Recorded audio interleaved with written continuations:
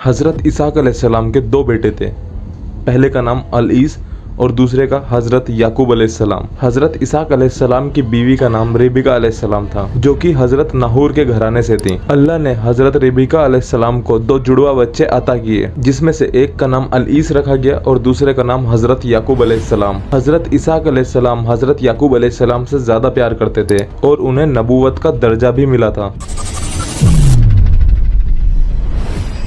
अहले किताब के अकॉर्डिंग, यानी कि क्रिश्चियनिटी और यहूदियों की किताब के अकॉर्डिंग, हज़रत इसाक अलैहिस्सलाम ने अपने वालिद के हुक्म पर हज़रत रेबिका अलैहिस्सलाम से शादी करी, लेकिन हज़रत रेबिका अलैहिस्सलाम के बच्चे नहीं हो सकते थे। हज़रत इसाक अलैहिस्सलाम ने अल्लाह से दुआ करी और उसके बाद हज़रत रेबिका अलैहिस्सलाम के दो जुड़वा बच्चे पैदा हुए, अल-ईस और हज़रत याकूब अलैहिस्सलाम। अहले किताब के अकॉर्डिंग जब हज़रत इसाक अलैहिस्सलाम बुढ़ापे की वजह से कमजोर हो गए, तो एक दिन उन्होंने अपने बेटे अल-ईस से कहा कि वो उनके लिए शिकार करे और उनके लिए खाना लेकर आए। जब अल-ईस खाना लेने चले गए तो हज़रत रेबिका अलैहिस्सलाम ने हज़रत याकूब अलैहिस्सलाम से कहा कि अपने भाई से पहले अपने वालिद के लिए खाना बनाकर ले जाओ, ताकि उन्हें हज़रत इसाक अलैहिस्सलाम की दुआ मिल सके। हज़रत रेबिका अलैहिस्सलाम ने हज़रत याकूब अलैहिस्सलाम को अल-ईस के कपड़े पहनाए और उनके हाथों को बकरे के बालों से ढक दिया, क्योंकि अल-ईस के बदन पर ज्यादा बाल थे और हज़रत याकूब अलैहिस्सलाम के नहीं थे। हज़रत याकूब अलैहिस्सलाम अपने वालिद के पास खाना लेकर गए और हज़रत इसाक अलैहिस्सलाम ने अपने बेटे को बरकत दी। जब अल-ईस वापस आए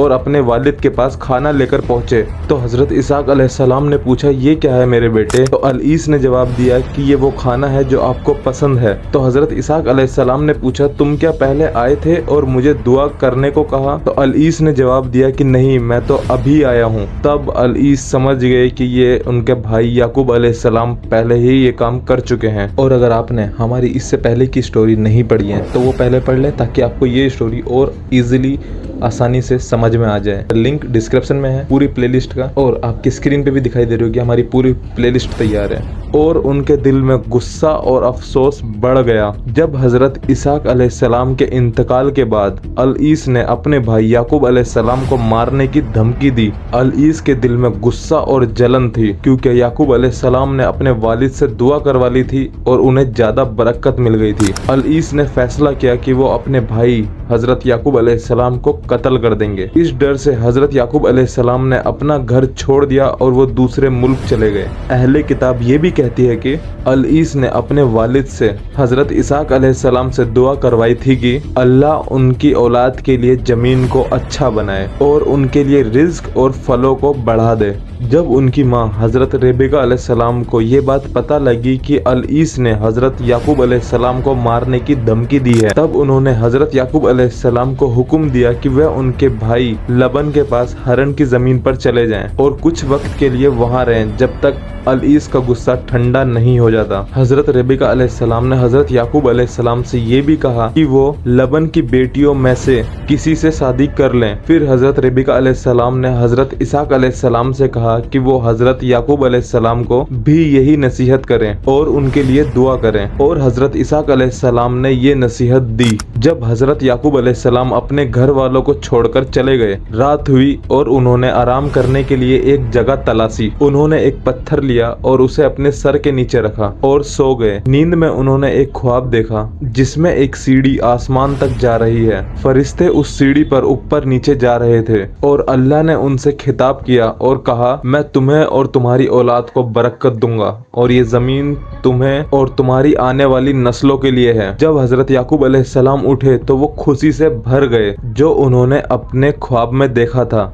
उन्होंने अल्लाह के लिए एक मन्नत मांगी कि अगर अल्लाह उन्हें उनकी फैमिली के पास महफूज वापस ले जाए तो वो वहाँ अल्लाह के लिए एक इबादतगाह बनाएंगे। उन्होंने ये भी वादा किया कि वह अपनी प्रॉपर्टी का 10वां हिस्सा भी अल्लाह के नाम पर दान करेंगे। हज़रत याकूब अलैहिस्सलाम ने उस पत्थर पर तेल डाला ताकि वहाँ की निशानी बना सकें, और उस जगह का नाम एल का घर बैतुल रखा गया, जिसका मतलब है अल्लाह का घर। और बाद में ये जगह कुद्स जेरूसलम का मुकद्दम बनी, यानी कि जेरूसलम इजराइल, फलस्तीन, मस्जिदुल अक्सा। अहले किताब के अकॉर्डिंग जब हजरत याकूब अलैहिस्सलाम अपने मामू की जमीन हरन के इलाके में पहुंचे तो लबन की यानी कि उनके मामू की 2 बेटियां थीं। बड़ी बेटी का नाम लिया था और छोटी बेटी का नाम राहिल था। राहिल ज्यादा खूबसूरत थी और हजरत याकूब अलैहिस्सलाम उनसे शादी करना चाहते थे। लबन ने कहा अगर वो उनकी भेड़ बकरियां 7 साल तक चराएंगे तो वो अपनी बेटी राहिल की शादी उनसे करा देंगे। 7 साल गुजरने के बाद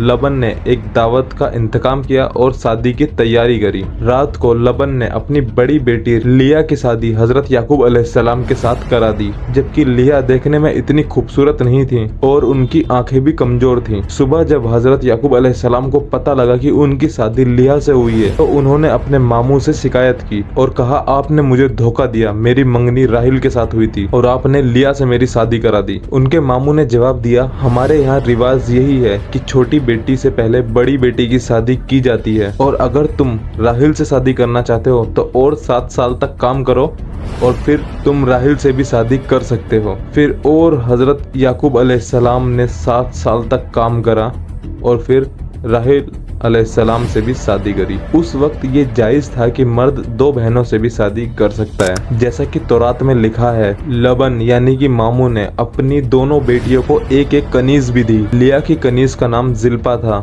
और राहिल की कनीज का नाम बिल्हा था। अल्लाह ताला ने लिया अलैहिस्सलाम के कमजोर होने के बावजूद भी बच्चे अता किए। उनका पहला बेटा रोबिल था और फिर उसके बाद शामुन, लावी और यहूद, ये 4 बच्चे पैदा हुए। जब राहिल अलैहिस्सलाम ने देखा कि लिया अलैहिस्सलाम के इतने बेटे हैं और वो खुद बच्चे नहीं कर सकती थी तो उन्होंने अपनी कनीज बिल्हा को हजरत याकूब अलैहिस्सलाम के निकाह में बांध दिया। हजरत बिल्हा से याकूब अलैहिस्सलाम का एक बेटा पैदा हुआ जिसका नाम नफली रखा। हजरत लिया को इस बात का अफसोस हुआ कि अब हजरत राहिल अलैहिस्सलाम की कनीज का भी एक बेटा हो गया था, तो उन्होंने भी अपनी कनीज जिल्फा को हजरत याकूब अलैहिस्सलाम के हवाले कर दिया। हजरत जिल्फा से 2 बेटे पैदा हुए, गाद और असिर। फिर हजरत लिया से 5वां बेटा इस्तकार को जन्म दिया और फिर उसके बाद उनके छठे बेटे जेबलून और फिर हजरत लिया ने एक बेटी दीना को जन्म दिया। फिर हजरत राहिल अलैहिस्सलाम ने अल्लाह से दुआ की कि उन्हें भी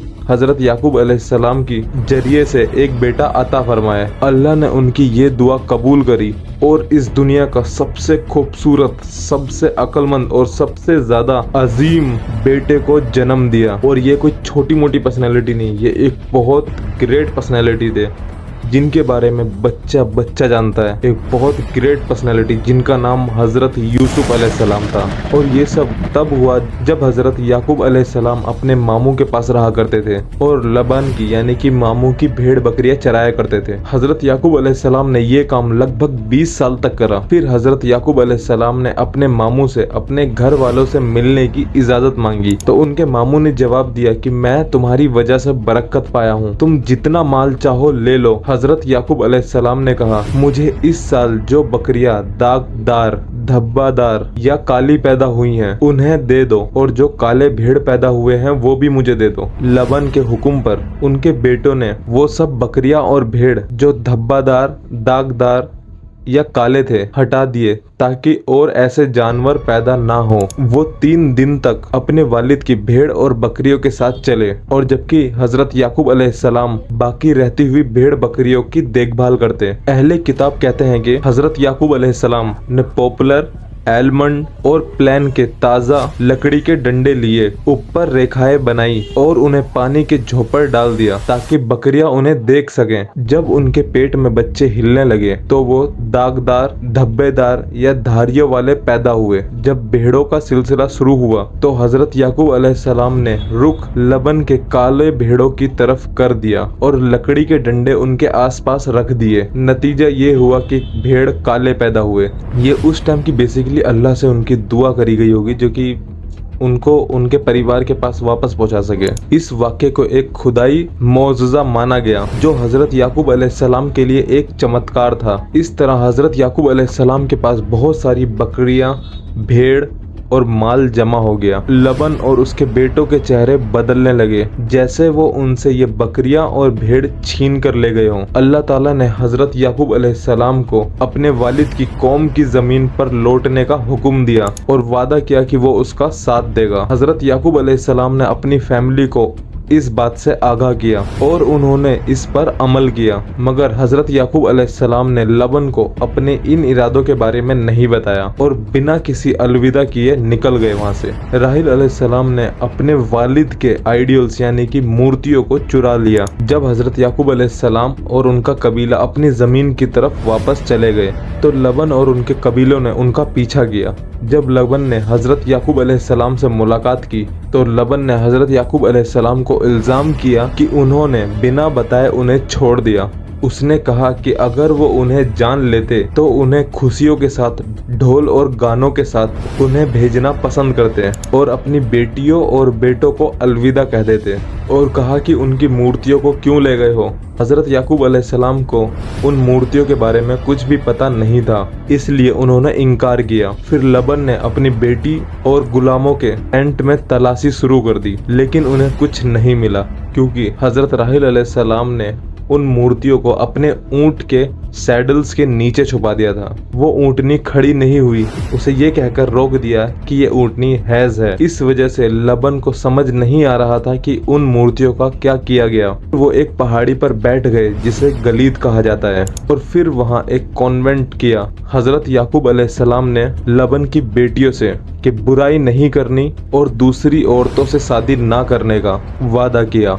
ना हजरत याकूब अलैहिस्सलाम और ना लबन एक दूसरे की जमीन में से गुजरेंगे। उन्होंने खाना पकाया और उनके कबीले के साथ खाना खाया। हर दूसरे ने एक दूसरे से अलविदा कहा और फिर वापस अपनी अपनी जमीन पर चले गए। जब हजरत याकूब अलैहिस्सलाम शेर की जमीन के नजदीक पहुंचे तो फरिश्ते उनका इस्तकबाल करते हैं। उन्होंने अपने भाई अलईस के पास पीछे एक पैगाम भेजा, उनसे माफी मांगी और उनके सामने झुक गए। जब पैगाम भेजने वाला वापस आया तो उसने हजरत याकूब अलैहिस्सलाम को बताया कि अलईस 400 लोगों की एक फौज लेकर आ रहा है। हजरत याकूब अलैहिस्सलाम इस बात से घबरा गए और सोचने लगे कि उन्हें अलईस के सामने क्या करना चाहिए, क्योंकि उनके दरमियान पहले से ही काफी तनाव था। जब हजरत याकूब अलैहिस्सलाम को अपने भाई अलईस की तरफ से खौफ महसूस हुआ तो उन्होंने अल्लाह ताला से दुआ की और उनकी रहमत के लिए सजदा किया। उन्होंने अल्लाह ताला से अपना वो वादा पूरा करने के लिए दरख्वास्त की जो अल्लाह ताला ने उनसे पहले किया था, और उन्होंने अल्लाह से ये भी मांगा कि उनके भाई अलईस की बुराई से उन्हें बचा ले। उसके बाद हजरत याकूब अलैहिस्सलाम ने अपने भाई अलईस के लिए एक बड़ा तोहफा तैयार किया। 200 फीमेल बकरियां, 20 मेल बकरे, 200 रैम्स, 200 ईव्स, 20 राम्स, 3 दूध देने वाली ऊंट, 2 बुल, 20 फीमेल डोंकी और 10 मेल डोंकी। उन्होंने अपने गुलामों को हुक्म दिया कि जानवरों को अलग अलग दस्ते में ले जाएं, हर दस्तों के दरमियान थोड़ा फासला रखें। उन्होंने उन्हें ये भी बताया, जब मेरा भाई अलईस तुमसे पूछे कि ये जानवर किसके हैं, तुम कहाँ जा रहे हो, तो तुम कहना ये तुम्हारे गुलाम हजरत याकूब अलैहिस्सलाम के हैं, ये मेरे मास्टर अलईस के लिए हैं, एक तोहफा है और वो हमसे पीछे हैं। याकूब अलैहिस्सलाम अपनी 2 बीवियों, गुलामों और बच्चों के साथ 2 रात रुके रहे, फिर रात को चलते रहे और दिन को आराम करते रहे। जब दूसरे दिन की सुबह हुई तो एक फरिश्ते ने इंसान की शक्ल में हजरत याकूब अलैहिस्सलाम से मुलाकात करी। हजरत याकूब अलैहिस्सलाम ने उसके साथ कुश्ती भी करी। दोनों में टक्कर चलती रही जब तक फरिश्ते ने उनकी थाई यानी कि उनकी जांग पर चोट नहीं पहुंचा दी और याकूब अलैहिस्सलाम लंगड़ा गए। जब सुबह की रोशनी आने लगी तो फरिश्ते ने उनसे पूछा, तुम्हारा नाम क्या है?